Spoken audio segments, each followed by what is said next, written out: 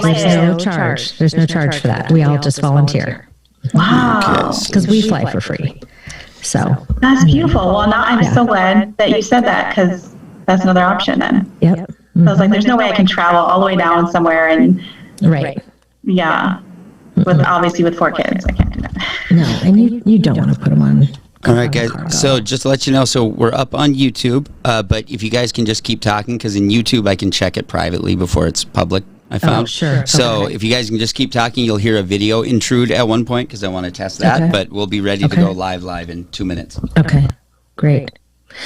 Yes, if you find somebody in, New Hampshire, Texas, Alabama, whatever, great. Yes, if you find somebody, and I'll go get him for you.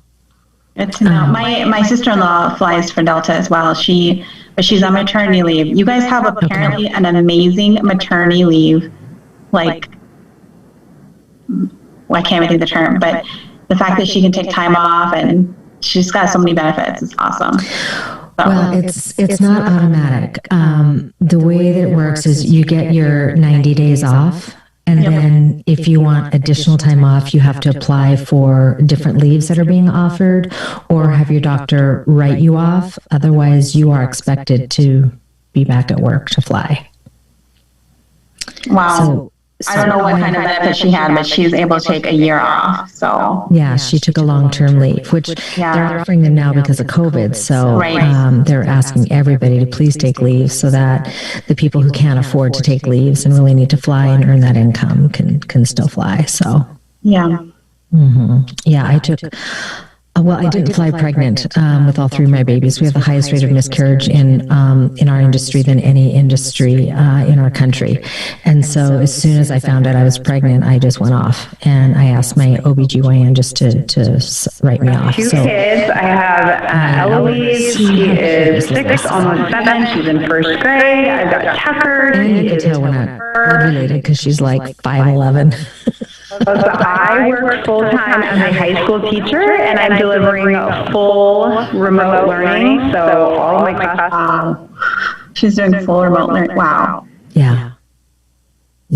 She's actually is a PE teacher. 100% from home. She played volleyball in college. Yeah.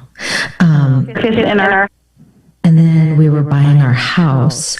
So in between baby number 1 and baby number 2, I had to produce a paycheck stub, to get approval with our loan.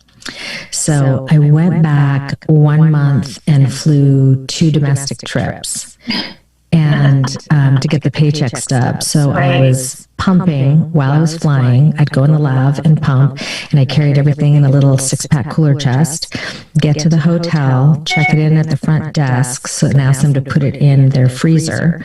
The poor one kid, he asked me what it was, and I had to tell him. He was like 25 years old. He was like a 1-year-old, a 5-year-old, and a 14-year-old. Oh, my word. I said it's liquid gold. So I'm working from home on and off for about a year now.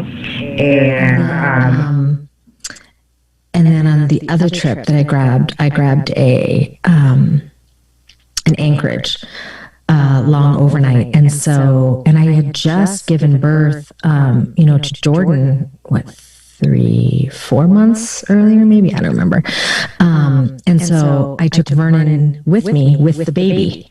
And so we flew up to Anchorage, had our long layover, came back and then took the rest of the time off, with Simone, and then I never flew pregnant with Darius or anything. So yeah, I took years off. Okay, guys, at long last we're there.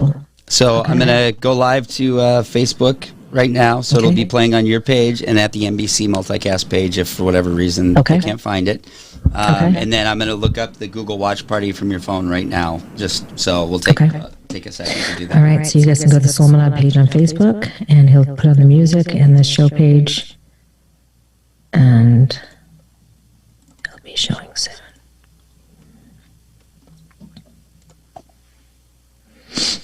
Why would that stop the stream?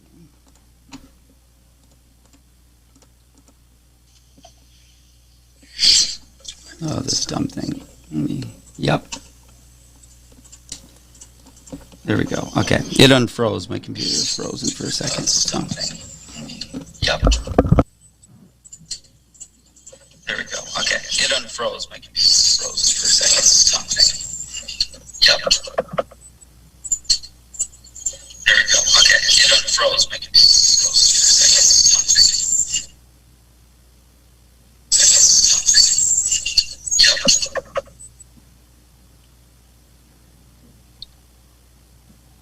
And make sure the volume is turned all the way down on your phones as well, you guys.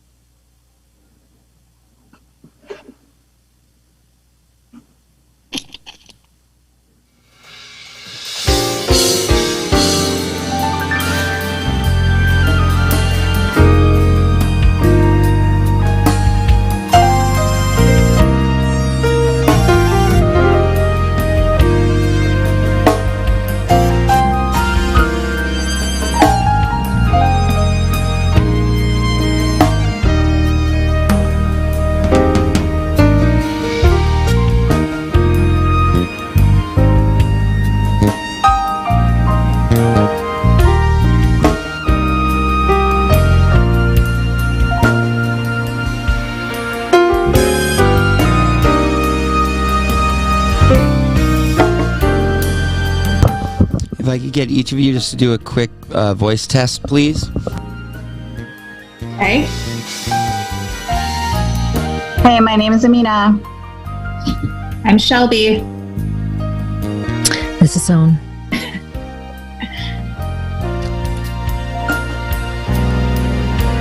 One more time, please. Make sure the echo's out. This is Amina. This is Shelby. This is Sonya. Okay, we're ready to go.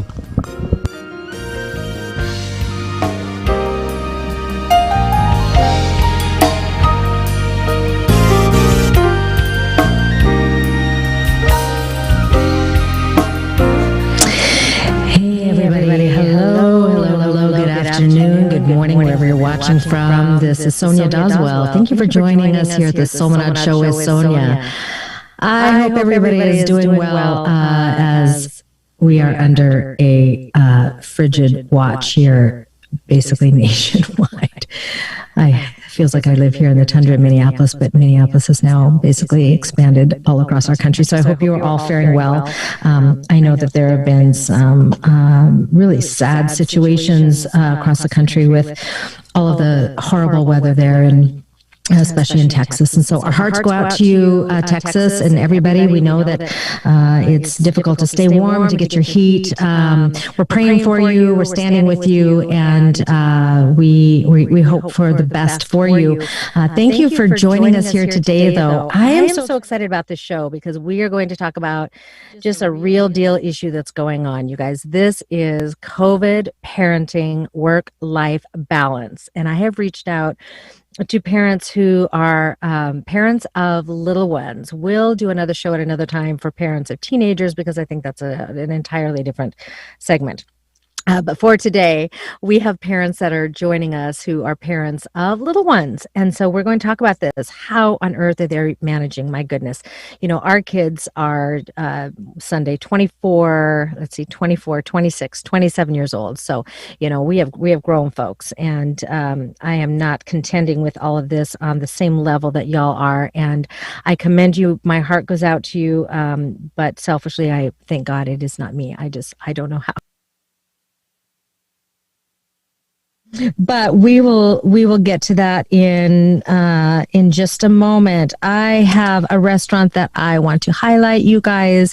You know, the Solminod way is, of course, to reach out and be a part of community, and we always encourage everybody to be supporting those local businesses. And there is a restaurant that my girl Amina brought up, and we are going to give them a shout out today and support them. They are in Burnsville, Minnesota, and it is called Spice Thai off of 42. Who doesn't like Thai food? Do we not all just love great Thai? Oh my goodness. So Spice Thai off of 42 in Burnsville, Minnesota. We give a shout out to you.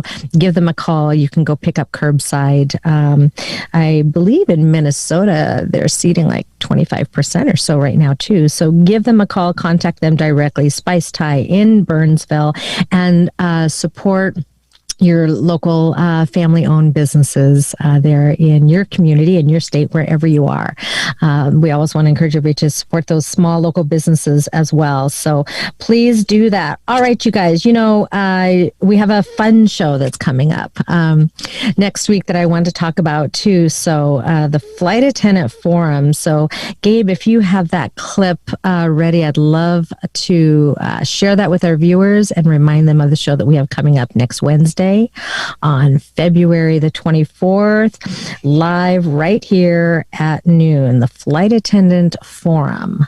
So if you ever have any questions about the life of a flight attendant, the career that they have, that I had the honor and privilege of having for 21 years, my goodness, it's a new day in this. Hey everybody, it's Sonya. I want to extend a special invitation to you to join us here on the Solminod Show with Sonya, Wednesday, February 24th, right here, live at noon Central Time. I am inviting my former colleagues to come on the show with us, just a small group of them. It's called the Flight Attendant Forum. So if you want to know what the life of a stew is like, all things crew life, you want to hear the crazy stories that they've had on their aircraft and what a true layover looks like, whether you're in Tokyo or Paris or you're down there in Brazil. Hey, tune in. You're going to hear all the inside scoop. And what is COVID life like at 30,000 feet? You'll find out. Join us here on the Solminod Show with Sonya, Wednesday, the 24th of February. Until then, ciao. All right, it's going to be a great show. Let's see who we have coming on. We have Shane will be joining us from Seattle. We have Jacqueline, the Major, will be joining us from Detroit. Not only is she a flight attendant, but she is a woman in blue. She is a police officer there in Detroit, and she will be joining us. We have Jared right here in Minneapolis who will be joining us, and Carolyn will be joining us. Usually is residing in Paris, but Carolyn is there in is it Pittsburgh? I believe she'll be joining us there from Pittsburgh, so she will be much closer to our time zone. So those are the four that I'm bringing on next week. They have all been flying for a few decades and are good friends that I've known for many, many years. They're just going to be sharing so much valuable information with us and some crazy stories. So you guys don't want to miss that next week. Don't miss out on the show that we had last week. We had Dr. Carrie on from Lake Point Wellness, Dr. Carrie Getzmeyer. It was a fantastic show. You guys, it was full of so much valuable information. And we will be having the doctor come back to make another house call later. You guys remember that she pricked my finger and we did some blood tests there. So what did we do? We did omegas and we did D. And right after my accident, she had done that there in her office, all of my blood work a little over 2 years ago. I'm sure the numbers were probably better than they are now. So I don't know. We'll see. But hey, I'm always talking about how we always keep it real here at Solminod. So I'm putting myself out there and we'll see what those results are when they come back in a couple weeks. But you don't want to miss out on that show with Dr. Carrie Getzmeyer. It was so good. The week before that, we covered mental health with Jennifer. It was a great show. These are such trying times that we're going through, and the Solminod way is just to always have hope, and we're inhaling love and exhaling compassion. And so we just want to remind everybody just to be patient, to be kind, to have empathy, and extend grace, not only to yourself and your family members, but one to another, even in community. And most of the time, you won't even be aware of what your neighbor, your fellow man, your fellow human really could be going through in the quiet times in their home or in their mind. We don't know. So the Solminod way, we're always talking about finding that health and balance there in the soul, mind, and body. But be kind to one another. Be kind to one another, and be patient. All right, let's move on with the show for today because we're going to have fun. I don't know. There might be tears. I'll have to check with my moms. If it was me, I know I'd be crying all the time. I swear. Okay, but without any further ado, I have a couple guests here with me today. 2 girlfriends that I'm bringing on. We have Shelby Grinwis. Welcome to the show. Hey, girl. Thank you for having me. Yes, I'm so glad that you're here. And yes, we all see that it says Kennedy Grinwis. Yeah. So can you explain why is that? Well, Kennedy is my daughter, and she uses my computer for Zoom and has put her name up there. And of course, I have no idea how to change it because I am not good with computers. But my 9-year-old is, and she is not here right now. She's actually at school finally. So that's why it says Kennedy. Okay, but you are actually Shelby. And then you have a son as well. Yes, and how old is Miles? I have a 10-year-old son, and he's in 5th grade. Mm-hmm. And they're both finally back to school. Today was a late start, so I had them home this morning. And on the bus and got off. So, yeah, it's been tough. And then, of course, my husband's been in and out of the house as well. So, yeah. And then 3 dogs, and it's a house full. It's a house full, a lot going on. And you work part-time outside of the home, which is now kind of, we're doing a lot more from within our homes. And and throughout the show, my producer Gabe will be sharing different photos of your guys' families. And so, it's been quite the season during this whole COVID with managing families. Let's transition over to Amina Agamwamba, excuse me. Thank you so much for being here. Sis, I have another girlfriend that's with me, and I'll let you just share. You have 4 children. Well, you go ahead, girl. Give the ages of all the girls. Thanks so much for having me. I know we've been trying to do this, and this is great to just chat with you and see you on an awesome topic. I have 4 beautiful, spunky little girls. My eldest is 9. She's in 4th grade. And then I have a 7-year-old, a 5-year-old, and a 2-year-old. And they keep me quite busy. And I homeschool. But I've been homeschooling for over 4 years now. So this is not something that is brand new. I have been doing it for a little bit and trial and error, just trying to figure things out. But I also am married to a hospitalist. My husband is a physician out in New Prague, and he has long hours. So oftentimes it's just me and the girls. And we yes, it's full of girls in this house. Let's just say that.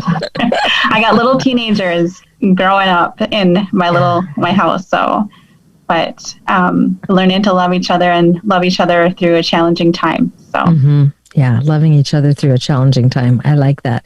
And you're a doctor yourself, but amidst all this COVID and everything, you're holding off. You'll be doing more teaching than hopefully in the spring.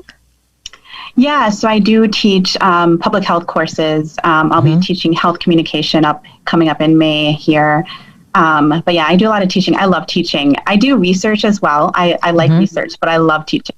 So, but I'm used to teaching college and grad students. And so as we talk today, I'll share with you, but I never imagined myself teaching 2-year-olds, 3-year-olds, and 4-year-olds. And now I am. So I'm a teacher of my children.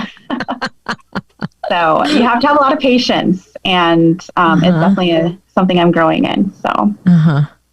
Yeah, I couldn't imagine. And Shelby, you guys also have pets in the house, so the kids need to help out with the responsibilities of the pets. And we do. It's been we have our COVID dog that we adopted to add to the other 2 dogs that we already have. Because why not? Why not? We got a guinea pig. And a tortoise. Okay. Yeah. Just wow. It's a zoo. Nice. Yep. But, I keep the kids it kind of has helped to keep them to have a schedule. So they, get up and, before they do other stuff, they have to take care of their specific animals. But but it's chaos. All right. We'll get into asking you girls some questions about this chaos, this organized chaos, I've heard some parents say. But before we get into that, let's share a video clip that we have from Larissa Bros out in a suburb of Seattle. Gabe, do we have that clip of Larissa? I say young mom, but I think she's 33. Is it Larissa? Are you 33? I know she's working today. So let's see what Larissa's doing and how she's managing. Hey, okay, so my name's Larissa. I live in Olympia, Washington, suburb of Seattle. I have 2 kids. I have Eloise. She is 6, almost 7. She's in 1st grade. I've got Tucker. He is 4. Life is a circus at my house. I work full-time as a high school teacher, and I'm delivering full remote learning. So all of my classes are on Zoom, which means that I need to have a pretty quiet space to do that. My husband works 100% from home, and both my kids are 100% at home right now. So it is a daily circus in our house. Things that we've found that work for us is make sure we're communicating, make sure we're writing everything down. We use an app called Cozy that we love, and it allows us to have a calendar that's synced. We put everything in there. We put things for our grocery list on there. It just allows us to be on the same page, which is awesome. Other tips is just to don't sweat the small stuff because right now. Hi, everybody. My name is Arlette. I am a mother of 3.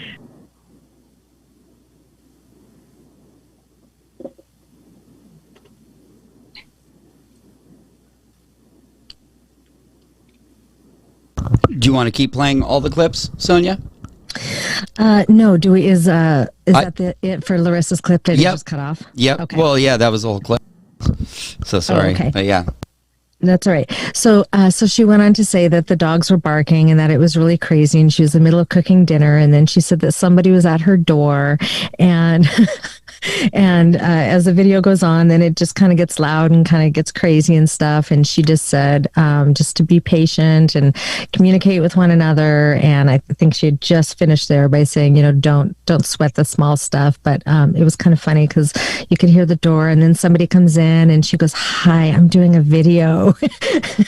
And anyway, so great sense of humor. And then she had just also commented that one of the key things for them actually is just holding on to the humor and having a great sense of humor. So that is Larissa with her little ones in Seattle.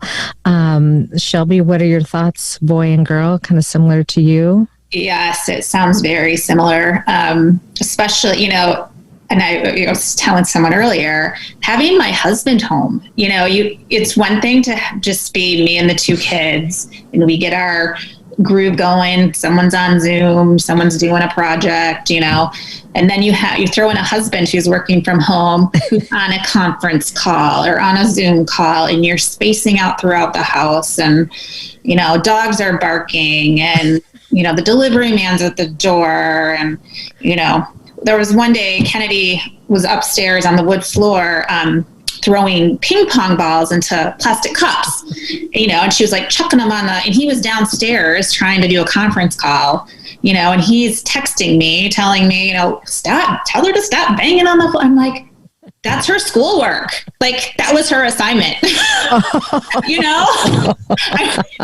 Like, she's not trying to annoy you.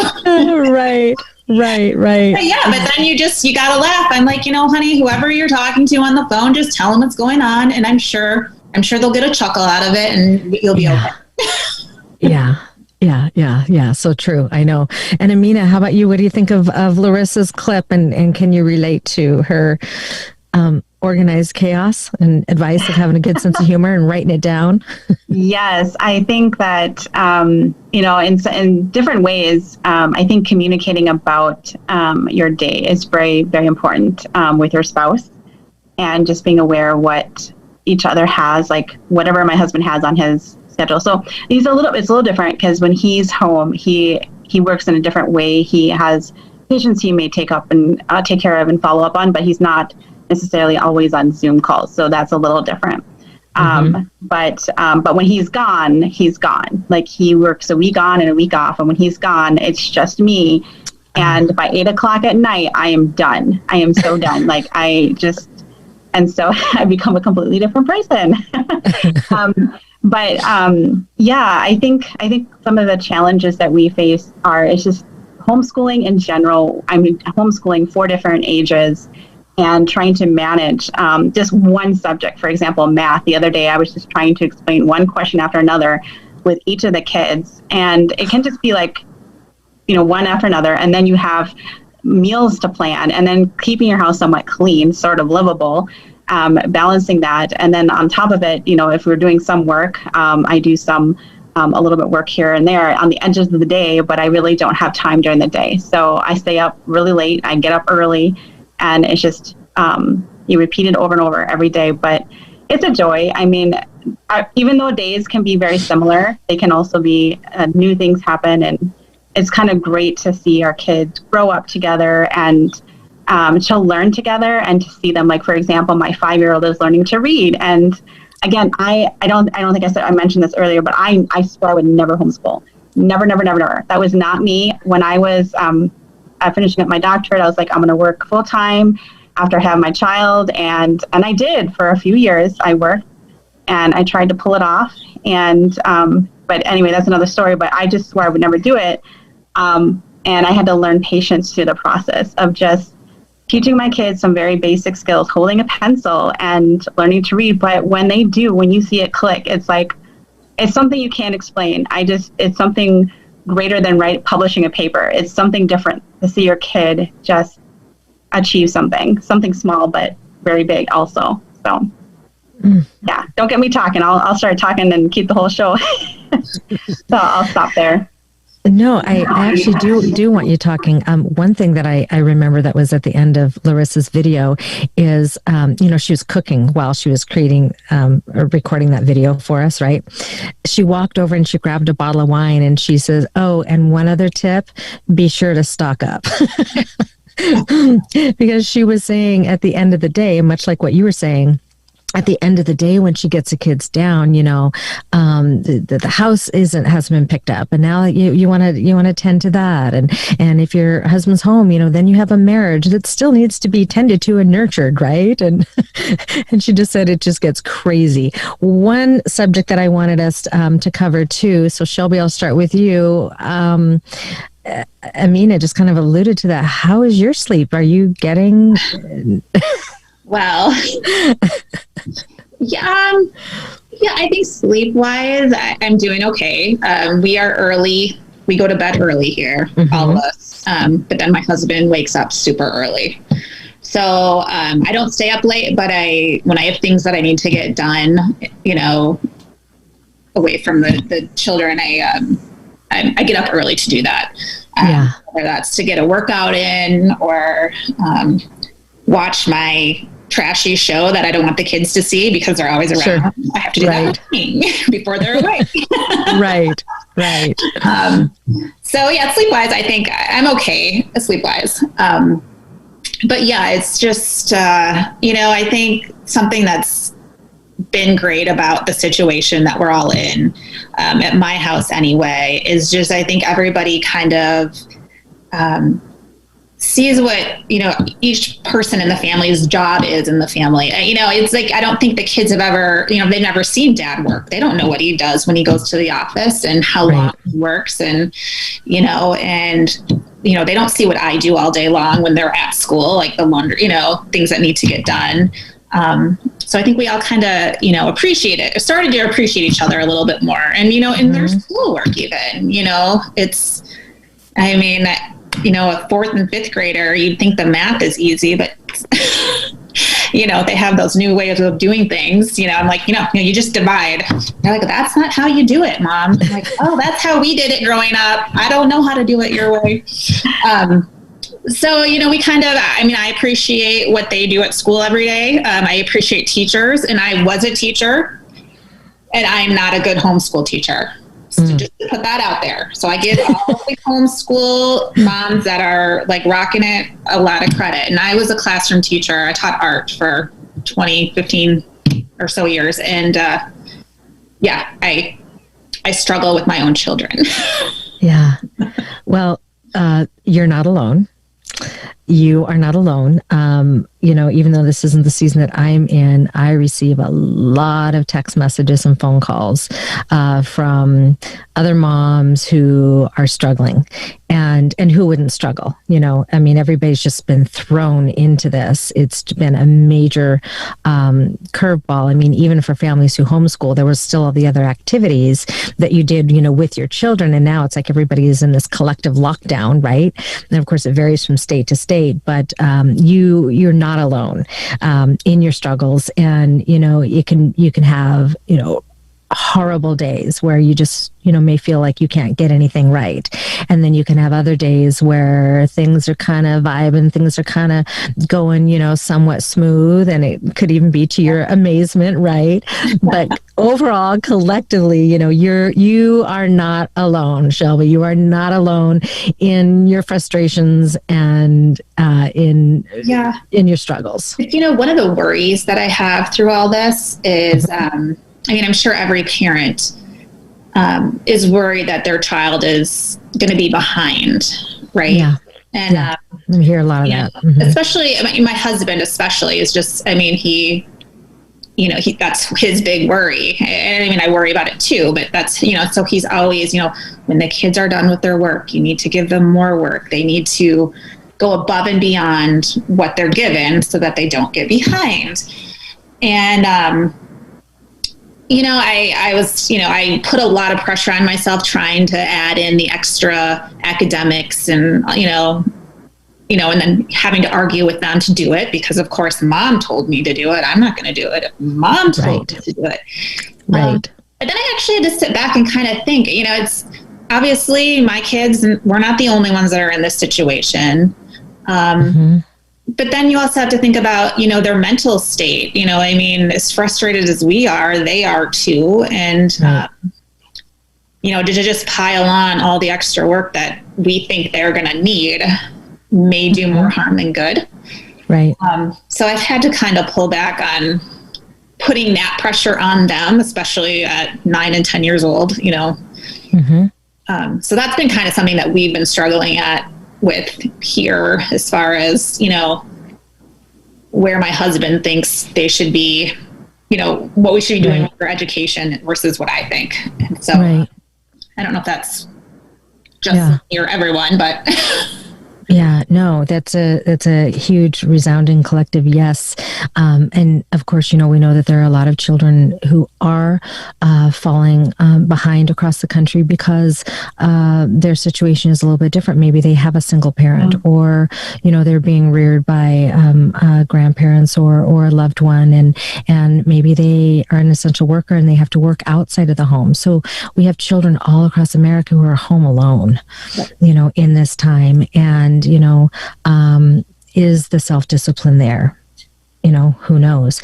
How well are they with those computers? And if there were to be a glitch, are they able to fix it, or, you know, do they really need that adult supervision in all of those areas? So we have kids that are, but I get that. You know, I get that Brandon, you know, is concerned that they would fall behind, you know, and I think a lot of parents are right there with you. Amina, how about in your household with the girls? Do you guys feel like you're keeping up with, you know, at the right pace where they should be, age appropriate?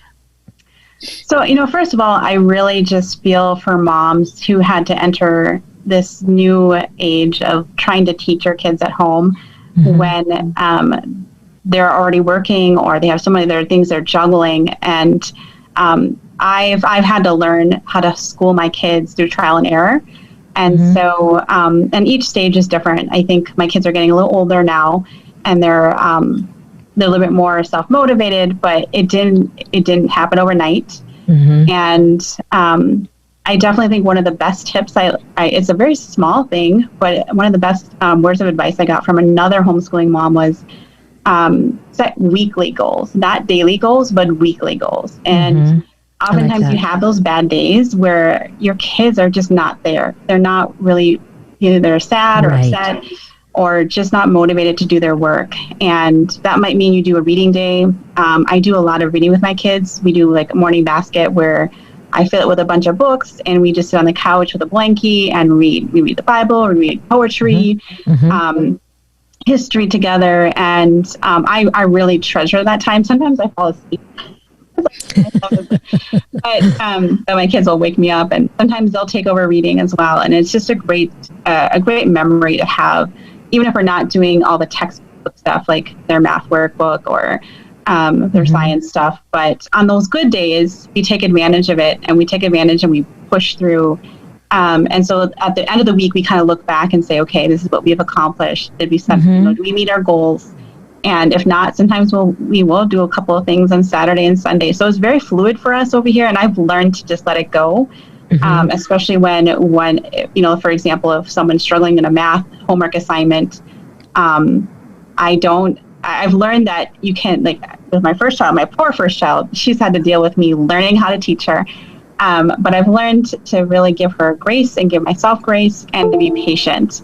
And not to get so easily frustrated. And sometimes it means let it go and put it aside and do something else and try something different. We've tried different curriculums. We've traded our books, got new books, and tried something different to help learn a new concept. And I guess the biggest thing is flexibility. Is like, you got to be flexible. So you have in your mind, especially when you are used to, I was schooled in a public school. And so I have this idea, you sit down, you do one subject after another, and that's how you do it. And that's life. But homeschool opened up a whole new world for me, just in terms of being open to new ways of learning and new ways of setting a schedule. So for example, you could do subject days where you have Monday being math day, Tuesday being science day, Wednesday being writing day, Thursday art day. And sometimes that helps because then you can say, okay, we're just going to keep doing all the fun activities we can think of with this math assignment and create that whole day around that. But yeah, I mean, we do testing. And so I think that's kind of a way we assess how our kids are doing. It's just, most of our curriculum is we're looking at the tests, and we do statewide standardized testing at the end of the year. And so we kind of get a sense of like, okay, where are kids measuring up with the rest of, kids their age. And I'm honestly not very worried based on those tests, but I can see where when I was working part-time and trying to manage homeschool, it was crazy.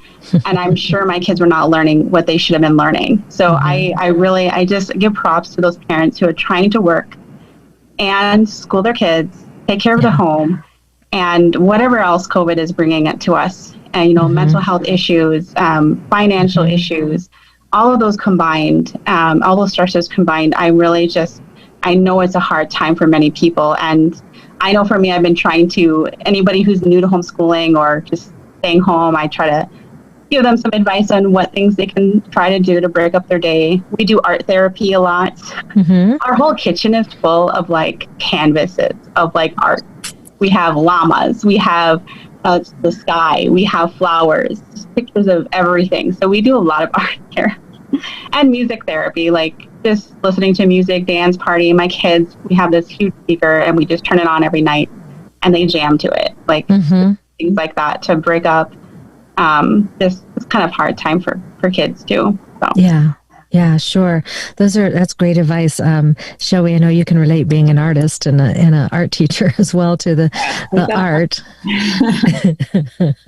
And Gabe, while we're speaking here, go ahead and just share those photos that both of the moms had submitted, because there are some of the outdoor activities that they're doing and being active, and other pictures of them with their academics, and others doing arts and crafts as well. So go ahead and just share those photos while we're speaking. If you can, please, that'd be great.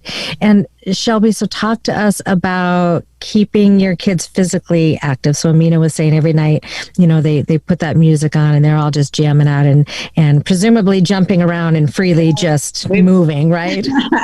Yeah, my daughter is a competitive dancer, and Miles is a hockey player. Mm-hmm. So when this whole thing started, actually, it was Kennedy's first year of competitive dance last year, and training, and then all of a sudden everything coming to a halt right before competition season. It was heartbreaking to see, all this hard work and then nothing. So I'm very proud of her that she stuck with it and did it again this year. And same with Miles, finished his hockey season up just in time, but this hockey season was delayed a little bit, but they're still playing. And so luckily, living in Minnesota with this cold weather, my kids love to ice skate, so they've been outside doing that. I know there was a picture maybe of us I've taken them ice fishing. Yeah, it was awesome. Yeah, I don't know, it was interesting. We all piled in the car. We have this ice fishing tent thing where the three of us are out in the middle of Lake Marion trying to pop it up. It was a total disaster, but we got inside, give the kids some sodas and some candy, and we sat there for probably 2 hours and caught nothing, but it's okay. Right. But we did that. Wow. Kennedy's been really good through all this. She's my self-motivated one, and I don't know if that's a girl thing. Mm-hmm. Probably is. And she's been, she did Zoom dance for a while. They're back in the studio now, but she, kept up on it. She would, go downstairs and stretch and practice her dances on her own. Miles is a little tougher. He's my hard one. I have to kind of coax him, but sure. I'm like, buddy, go out and skate. We've got all these lakes around here. So he'd go skate, and we all ski. So we've been skiing, and I'd say we're I've kept them active. They're pretty active kids anyway. So that's been good. Almost to a bad point though, where they want to be outside, and I'm like, I need you in here. Yeah. To do your work. Yeah. Right.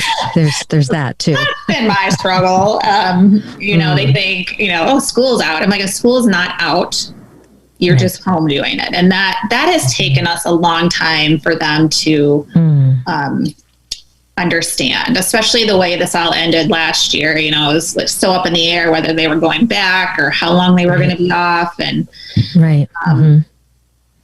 it took them a while to really understand, no, this is it. This is our new normal for a long time here, I think, and this is how it's going to be. And you guys need to step up and, take some sort of responsibility for this as well, as far as their learning. And at 9 and 10, they're almost 10 and 11. I'm getting kind of that preteen attitude. Yeah. A little bit of pushback. Yeah. And it's kind of kind of changing their brains into thinking differently. They've been so scheduled with classes that need to be done, according to the teacher's schedule. And it took a while to have this freedom and figure out, okay, we need to start reeling it in and getting ourselves, in check and motivated for, other reasons. So, so somebody was asking here, they submitted a question through Solminod, and it says, what are your favorite go-to activities when the kids are nuts? They need to just release, get out, or do something. Yeah, like I said, my kids love to be outside. So Kennedy, she'd go run. She got kind of got into running, so she'd go run. The music thing now too, we've done that at our house where I think they're annoyed because I'll pick my music and I'll just turn it up, and they all come out and just, they go crazy, I think, because they don't like my music, but. Right. But then cooking too, actually. They've done a lot of cooking. Okay. Make sure you guys take a break, go in the pantry, look up a recipe. Right. It's okay to make a mess. I'll clean it up, but just, do something different. So yeah, sure. There I see the picture of you guys ice fishing. Oh yeah, and there he is playing hockey. Okay, and that's you guys on your ski trip you're just on. Oh, look so that was our first trip in over a year. We just got back yesterday, and that's another thing. Our flight got delayed, and normally it got canceled actually, so we were a day late coming home. But something like that normally would probably throw them into like a. But they were like, "Oh, it's okay. All right, it's all right." That is what I'm hearing a lot of people say is, there's you and Brandon, is kids are developing these coping skills now, with being thrown into this. You can keep those pictures going, Gabe. That's fine.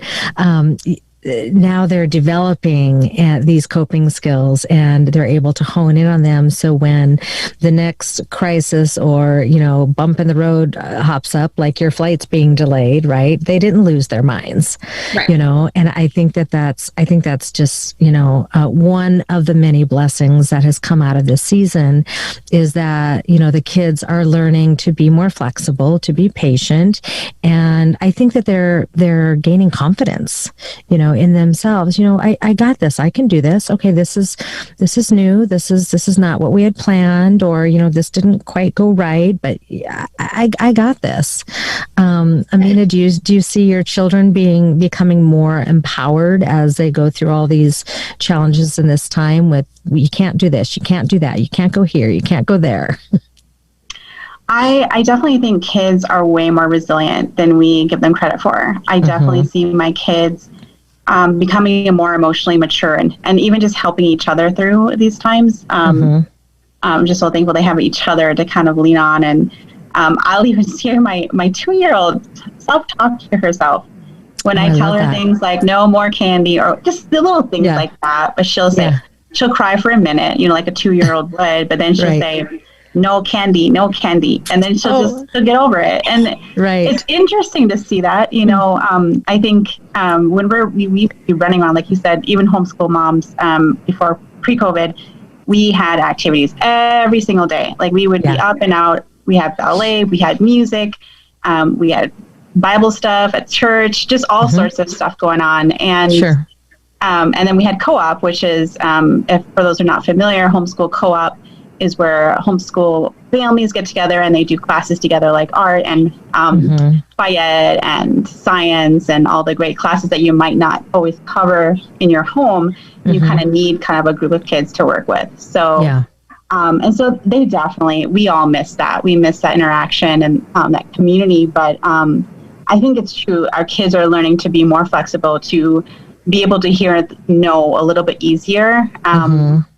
And also just sort of be aware that things do change. And so that's where the flexibility comes in. Like they're learning themselves to be flexible. Sometimes I'm like, okay, this is what we might be doing, but we might not be able to do it if this happens, And so I think they are. And I think they're adapting to it. I do worry, about the community aspect. Like I think kids do need to interact with other kids, and we've been trying to really proactively get the kids doing Zoom dates. We do pen paling. We actually formed a pod with my sister, who is also a physician. So she's kind of got the same kind of risk factors, and we kind of agree, okay, this is what we're going to expose ourselves to, and we're going to make sure that we're just going to do the same thing and essentially the same family.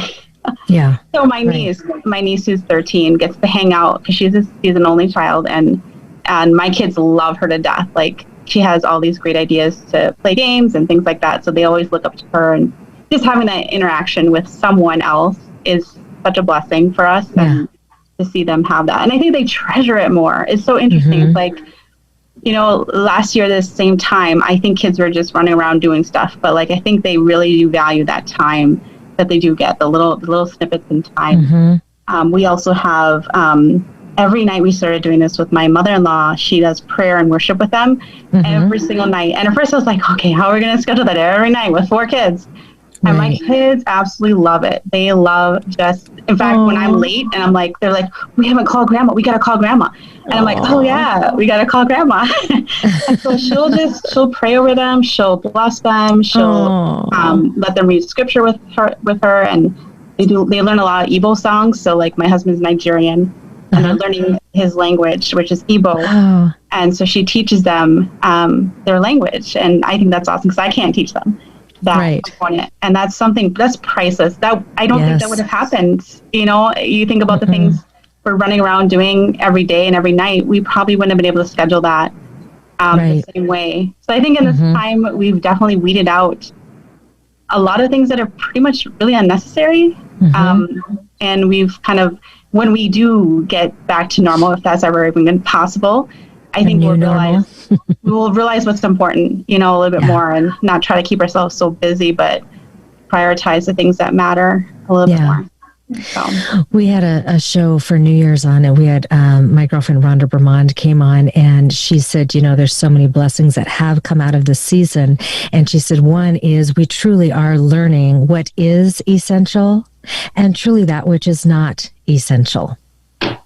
And being able to weed that out, you know, for each individual and for each family. And then, like you were saying, just really appreciating and treasuring, you know, that time with families or an opportunity to go and do something, because in this season, there's so many, no, we can't. Nope, that's not going to happen. Well, let's take a look at Arlette Perez. Arlette Perez is a friend of mine out of Des Moines, Iowa. And Gabe, you have those clips there of Arlette. Let's check in with Arlette in Des Moines with 3 little ones. Go ahead, Gabe. Hi, everybody. My name is Arlette. I am a mother of 3. I have 3 boys. I have a 1-year-old, a 5-year-old, and a 14-year-old. I have been doing the whole virtual learning and working from home on and off for about a year now. And I'm just going to show you a little bit of how I'm set up. So I work from home. I have been like this on and off. It was the first job that I was at was all paper, so it was kind of challenging on that end because we didn't really have any electronic documents. So it was hard just trying to get everything scanned over and then working that way. So I have my little desk set up in my bedroom. So I have, just a little desk. And like I said, it's in my bedroom. And then I try to do my tours, as you can see. And then I also try to do virtual learning for my little fella here.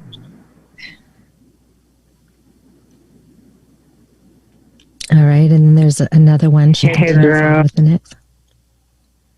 Set up, and his computer is up, so he'll. Then I have my son working from his bedroom, so he's in his room, and we got him a little desk set up, and his computer is up, so he'll come in here and he'll do virtual learning. We got his math, his teacher does everything for him, so my 5-year-old will be logged into school right now. He's doing his 5-minute break, but he will be logged into school all day from 8 o'clock till about noon. And then in the afternoon they do rounds, so the teacher will do virtual learning with him for about 30 minutes on his own, and then she will jump on and off with different students. So, and then I have my 14-year-old downstairs in his bedroom and doing the same thing. But he logs in. It's a little bit more challenging for him because he only logs in for an hour in the morning and then an hour at night. So it has been hard, as you know.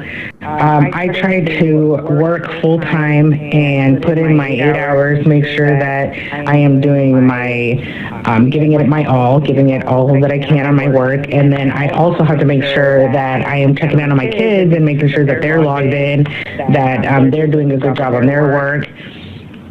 After that, I do have to make sure that homework is done. So I finish my work, and then I have to get on with them and make sure they're doing their homework.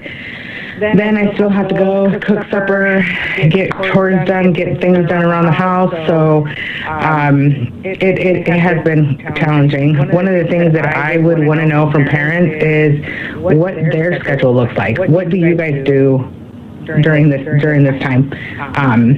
Is it similar to my situation, or do you guys have other tips that you guys can give me?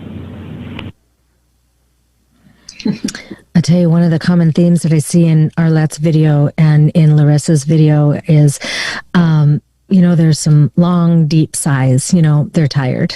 They're tired, and they're really going through it. So, our hearts go out to them and go out to all of you who are out there in the same situation. But as you can see, you guys are not alone.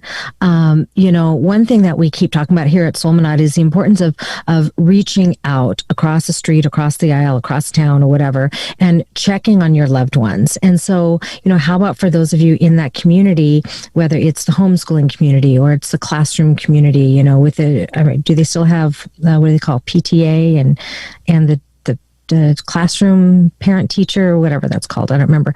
But if they can somehow kind of organize, and where you guys can all be checking in on each other and really being intentional and deliberate about that. I say this every week, but it seems like in years past we would always say, if you need anything, just let me know, and that was the norm. But in this being such a difficult and painful season, I keep trying to encourage everybody to really be intentional, and you reach out and say, hey, how are things going? Can we set up a few minutes to talk? And, whether it's a text or a phone call or a FaceTime, and just really, have eyes on each other and hearts beating with another, and hearts locking with one another, checking on one another, because it's challenging. Arlette and Larissa are trying to juggle the schoolwork and the homework and the cleaning and the cooking and working, all seemingly simultaneously. And it's a lot.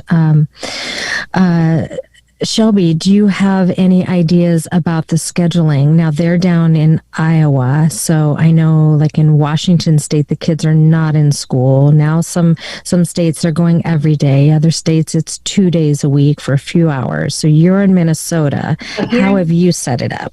So here in Minnesota, our kids just started back up full-time, like a week and a half ago. Monday through Friday? Monday through Friday. Wednesday is a late start day, so a half a day. Okay. So I don't know. I think the morning is for teachers just to get their stuff together, and I can't imagine. Yeah.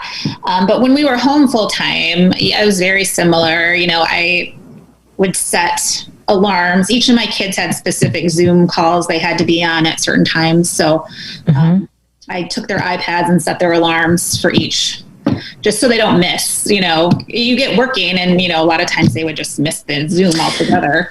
Okay, I have a question since I'm not in this. Does each child have a computer or an iPad in the home? Is it one that they share, or are the districts giving one per child or per family? Or so we are fortunate enough that our district has issued an iPad for every student. For every student, okay. In elementary, and I'm assuming middle school. I don't know what they're doing in high school, if they use iPads or computers. Okay. And so we were lucky enough to have that. So when the school year started, they had everything set up on the iPad for the kids, and had little tutorials for them to go through on how to use the different applications. And then as parents, we have a parent site that we can go to check on, whatever students we have. So it's very nice. And then I think right now they're still using those in school. So basically what they were doing at home, they're still doing the same thing, but in school. So, cause they don't want to touch papers, and all the work is now done on the iPad. Okay. So goes to school and comes home every day. And so, that's been something they're responsible for that. They're responsible for making sure it's charged and, all that kind of stuff. So that's worked out pretty well so far. But yeah, when they were home, it was, especially different grades, Zooms at 10, one had a Zoom at 10:30, and then they'd do the assignment, and then they'd Zoom again for the next class, and then do the assignment. So I found it nice to I just set alarms on their iPads, so they knew to get back on Zoom again. Okay.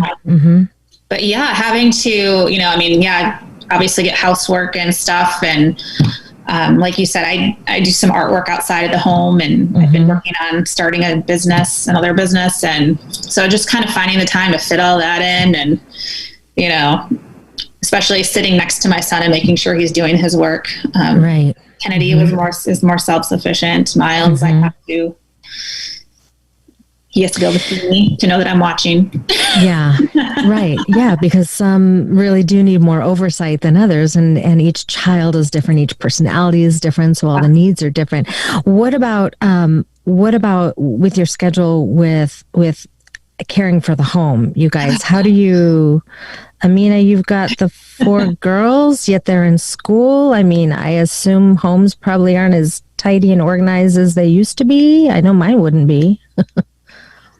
Well, you know, that is for sure. That's the truth. And I think and that's okay. And it's okay. It's okay. I think, and I'm going to go back to what was being discussed in the video, and I'm so sorry I forget her name. Arlette.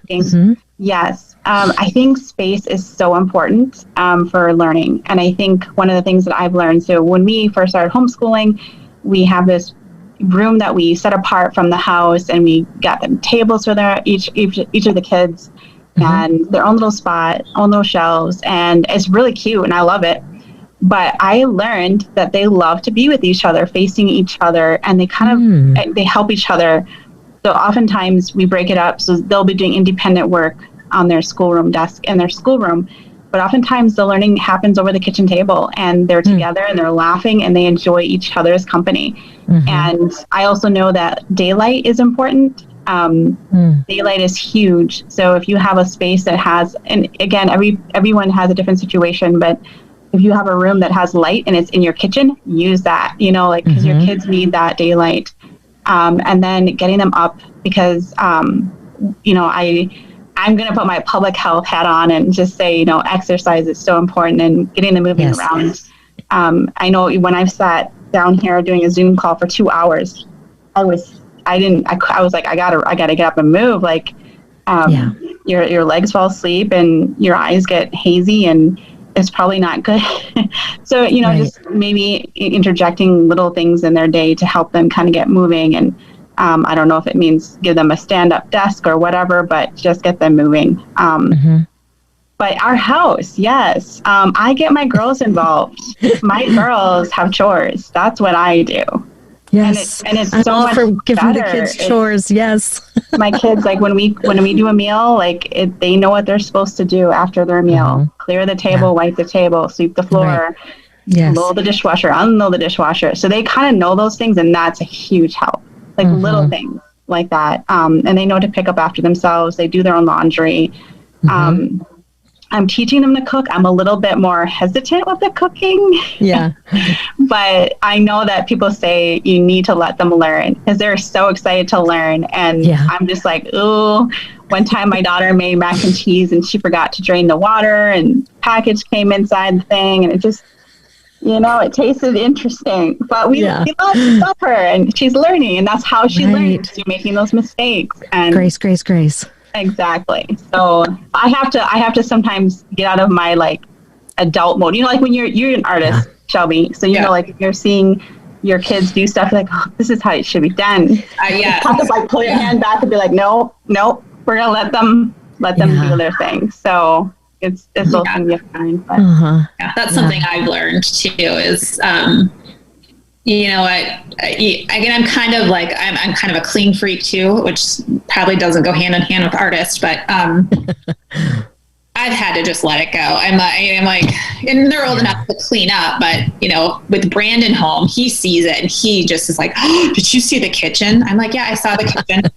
Just give it a couple more hours. Yeah, it's all good. Fix it up, or I'll get to whoever's job it is that day, you know. So it took a lot for him, you know. I think being home to just like he's not as let it go as I am, you know. And, right. My husband is the same. He needs things clean. Like he's a cleaning guy. Like for me, I'm like, okay, let's just enjoy our day. And he's like, we got to do this first. Well, they have the new dog. We've got all the dog hair that we have. And, you know, I'm vacuuming, and Brandon's like, why are you vacuuming? didn't you vacuum this morning? I'm like, yes, I vacuum twice a day. Yes. He's like, well, I'm on a call. I'm like, this is my workspace too. Like, yeah, it's shared workspace now. Underneath that, the entire roof is all shared workspace. But yeah, I mean, the kids do. It's interesting, with all the chores that we were talking about. My kids have actually. I've usually had to tell them, okay, can you please do, whatever. But now I think just being together and seeing what happens if no one does anything and how disastrous this space becomes. I'm like, okay, they're starting to do things without me having to ask, which is nice. Mm-hmm. Yeah, that's awesome. Being part of the family, and this is what we need to do to make things flow smoothly. And they found that when the workspace is cleaned up, they work better. Right. So, yeah. So those are positives. We only have a couple minutes left, and one thing I wanted to touch on and ask you guys, because I saw in some of the photographs the containers that were stacked up.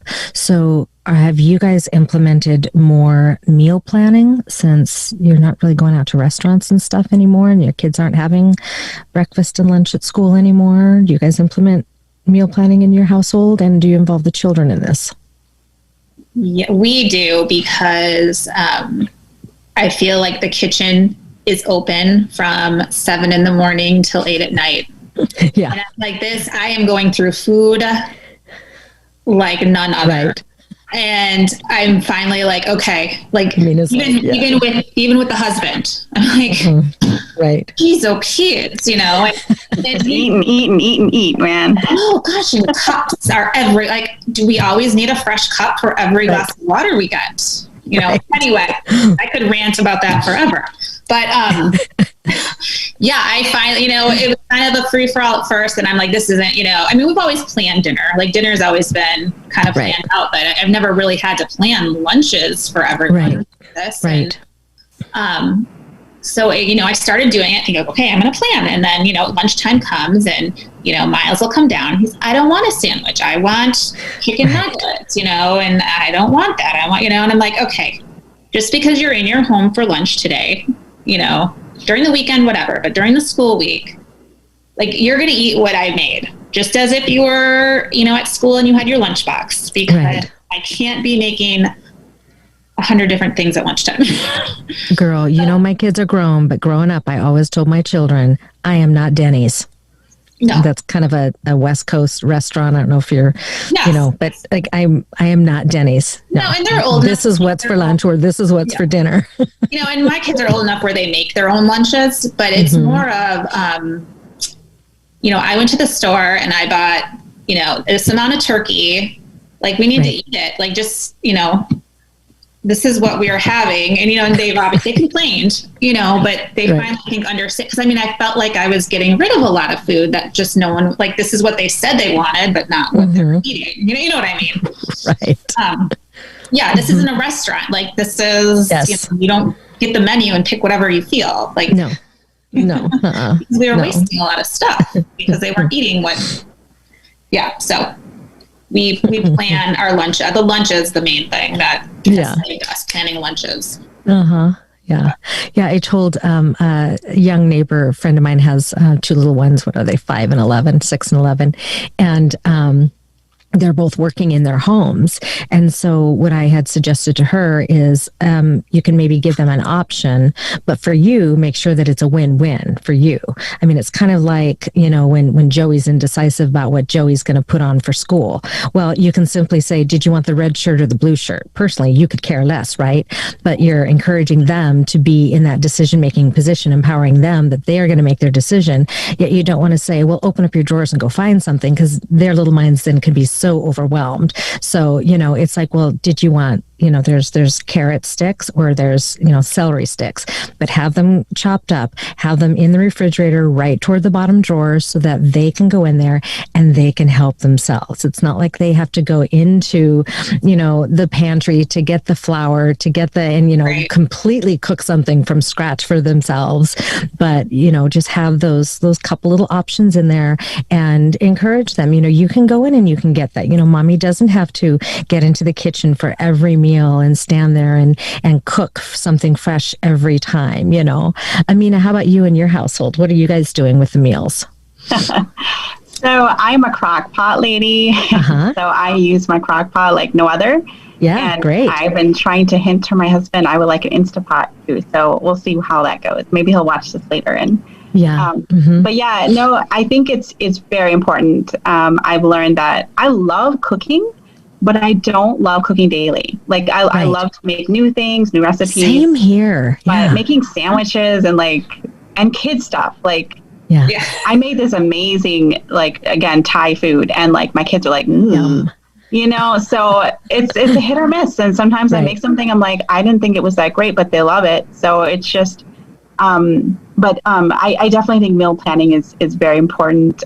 We do Instacart, so I'm able to kind of plan ahead and just kind of pick out what we're going to get for the next week or two. And for a while I was stocking up. My grandma was always instilling us. She grew up during or right during the Great Depression. So she kind of had instilled in her to always, you know, be frugal about things, but then also stock up on things. And so she used to have like these bins full of food.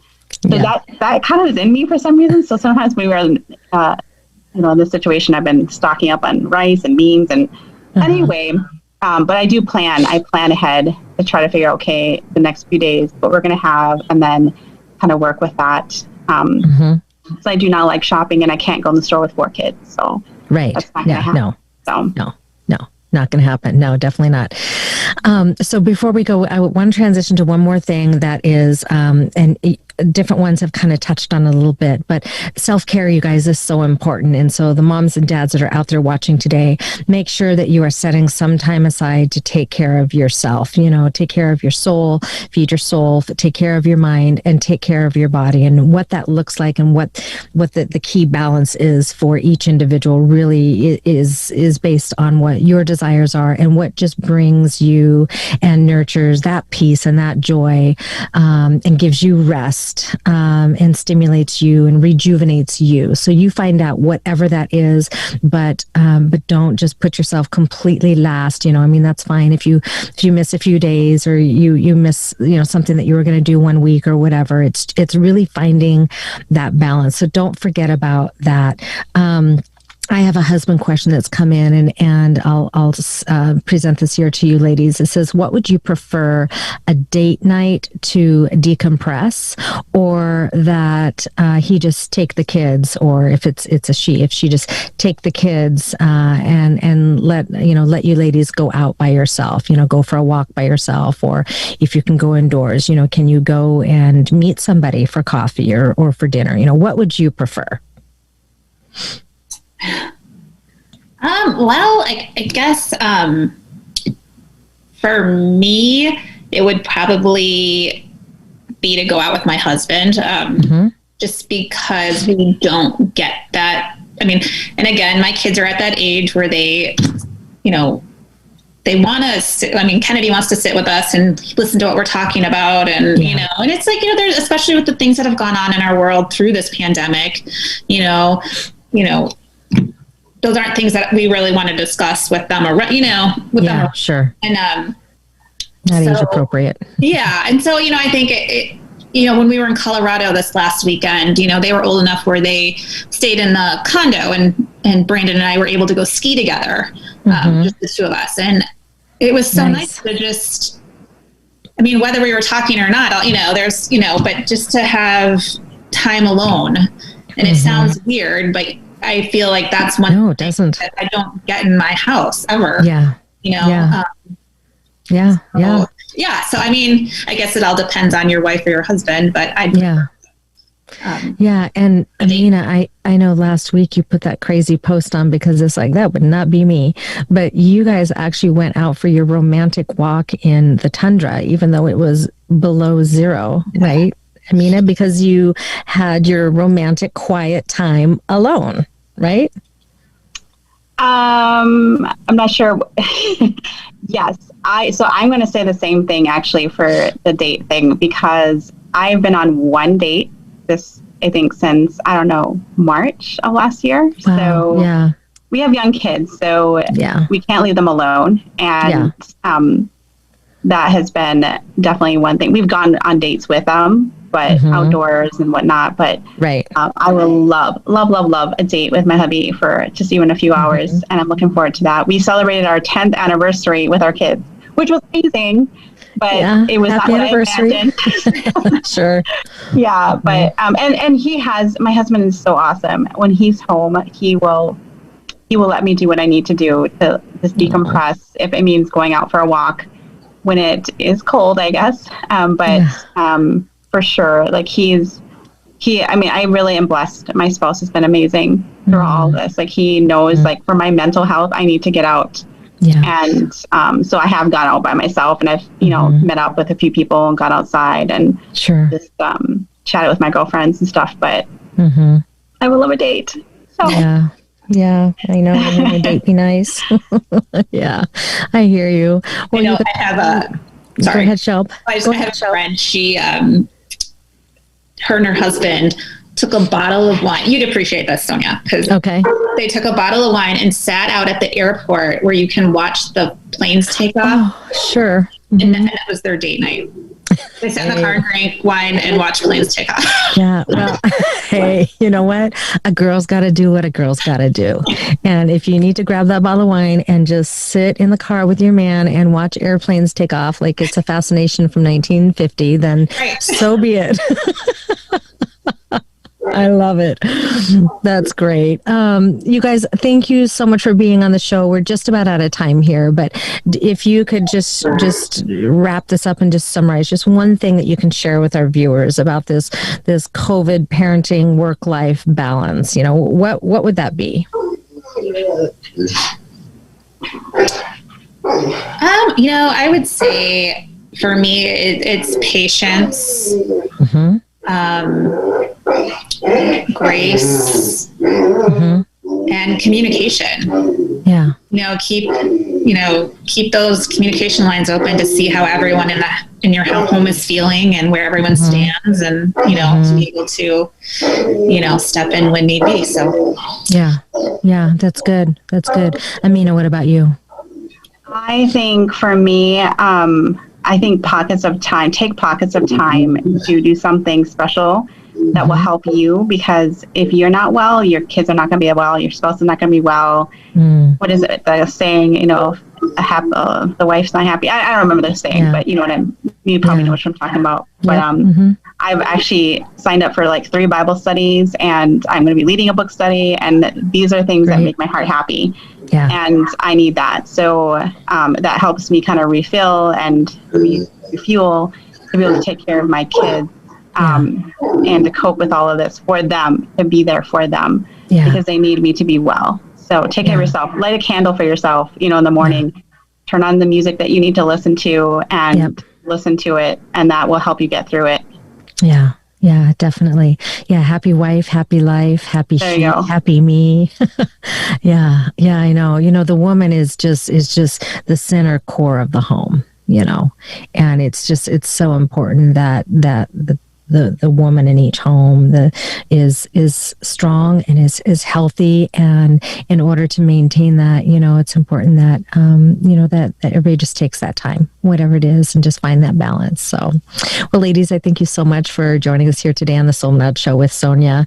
You've come with just some great ideas and some great laughs, and a lot for us to think about. I think it's just been valuable information that will really be a blessing to our viewers. So thank you so much for being on the show, and we will be in touch. Share this with everybody, and next week here on the Solminod Show with Sonya, we will have the Flight Attendant Forum on February the 24th. So again, ladies, thank you very much. God bless you and your families, and keep doing what you're doing, because it's working. Yeah, it's working. Keep it up.